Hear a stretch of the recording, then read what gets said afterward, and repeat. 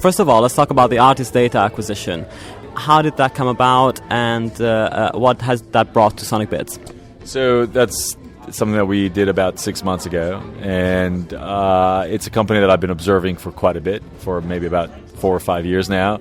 And over the years, I got friendly with their founder, Brendan Mulligan, and I've become an admirer of what he was doing.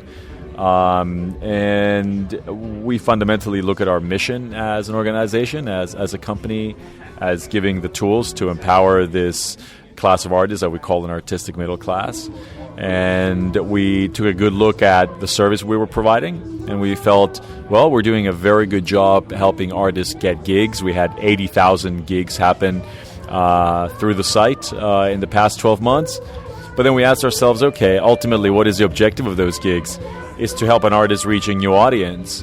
And we felt, well, we're probably not doing as good of a job helping artists promote those gigs once they secure them.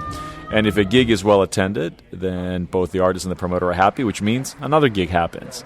If we help the artist secure the show, but then we don't give them the tools to promote it, and it doesn't do well, then nobody's happy. And the artist is not happy, the promoter is not happy, and chances are that lack of happiness will translate in both of them not using SonicBids again. So the motivation behind the artist data acquisition has been to go beyond just being a site that helps artists get gigs, but also being a site that helps artists promote those gigs once they secure them. And of course, with Brendan, I felt that we would be bringing somebody into the fold who was like-minded and looked at the scene and at the future of music in a very similar way to the one that I have. And at the end of the day, any acquisition of any business has to be about the talent that comes with it. You're not really buying just hardcore technology. You're not buying factories. You're not buying widgets. You're buying intellectual capital, and that intellectual capital comes with the founder or the people who work there. So that was the motivation behind the acquisition. In terms of the acquisition of artist data, also translated in you incorporating a lot more social networking tools within the site. So how has that translated into the fans using this feature, and do you feel like it's brought a whole lot of added value onto the service? We're just beginning to roll this stuff out now, to be frank. So the value is primarily in helping artists sync their Twitter and Facebook and MySpace accounts with their SonicBids account, and not having to re-enter information over and over and over again, and giving them those nice channels to promote those shows they're getting, those gigs they're getting through. I mean, collectively, these 3 social networks reach, I don't know, maybe 700 billion people, or million people. So it's quite a few. So we figured that with those 3, we're covering quite a bit of mankind. And in terms of the profile as well, I mean, that looks really clean and streamlined now, the new profile. So how long did it take you to develop that, and did you just roll it out? We actually, that was something that was rolled out as part of the artist data integration. Believe it or not, it's something we kept relatively quiet, and we haven't made a big fanfare around it because it's still very much in beta mode, and we want to see how people use it.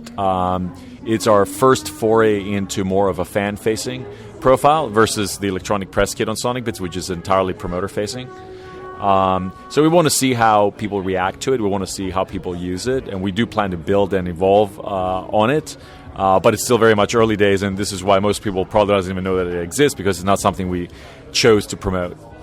And in terms of the last question on actually, musicians-based services, in terms of just promoting gigs and that kind of thing, you've actually partnered with Musicians Friends, which is a site that allows you, it's in partnership now with SonicBids, and that has changed the way in which artists can actually submit gigs to the site. So in what way has that changed?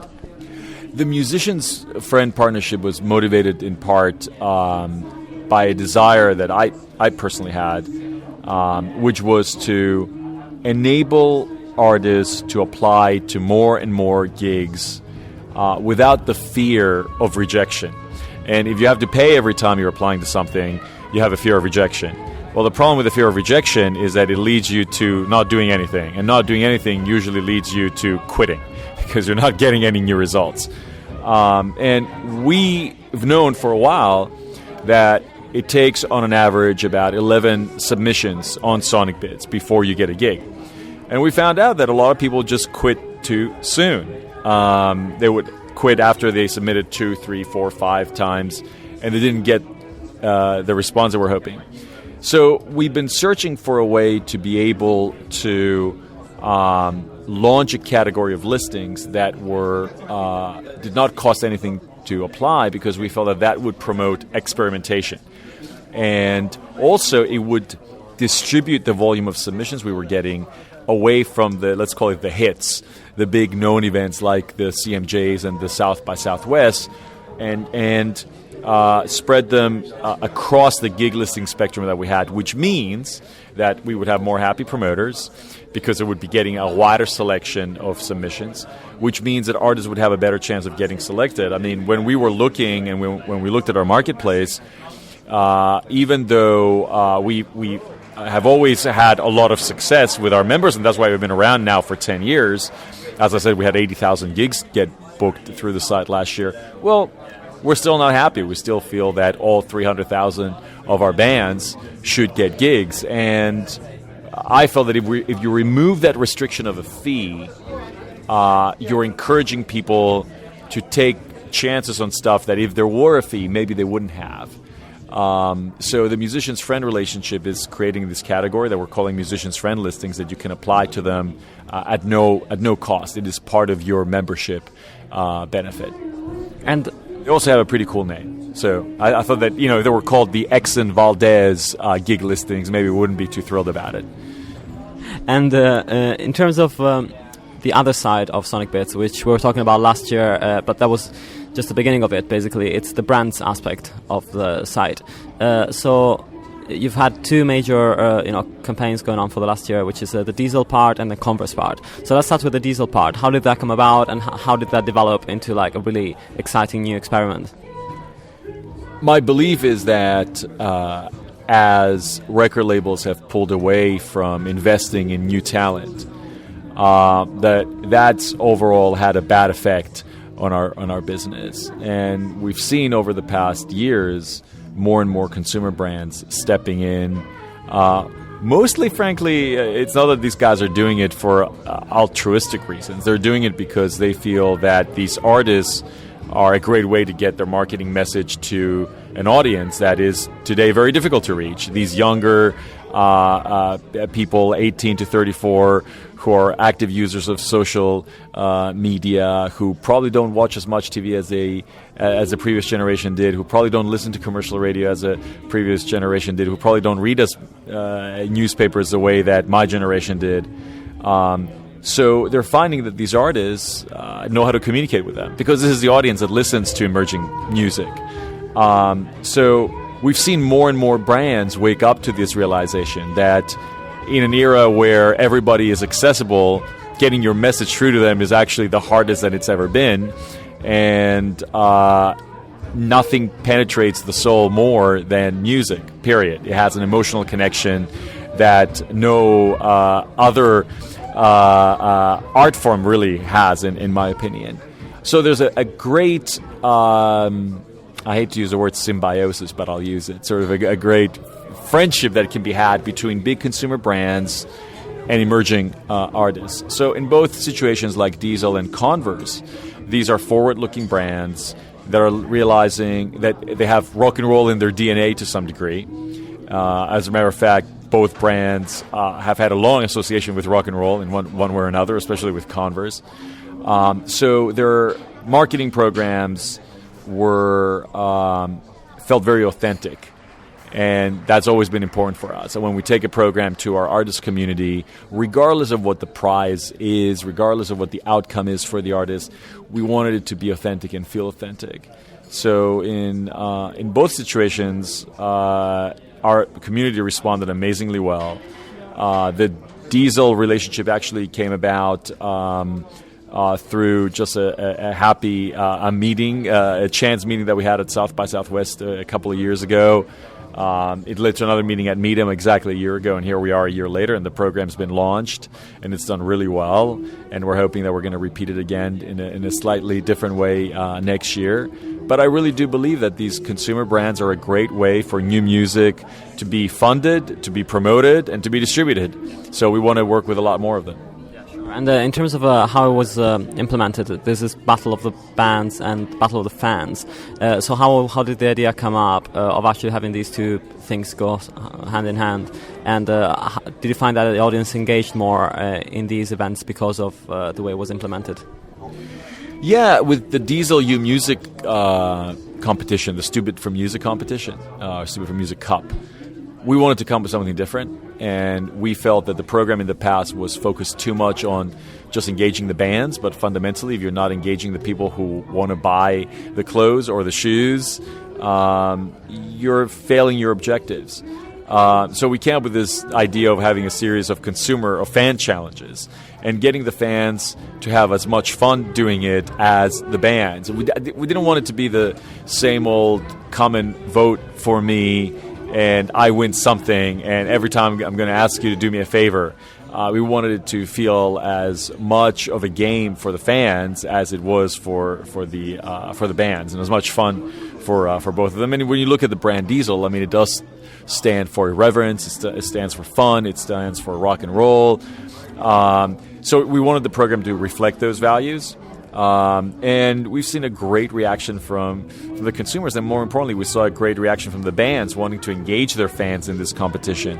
And I think we all have crazy stories about professing our love for music in strange ways over the years. I think everybody who's into music has done at least one crazy thing in their lifetime in order to access that music, whether it's to hitchhike to a festival or, con their way into a show that they would have never been able to get into. So we wanted to capture that sentiment through this competition.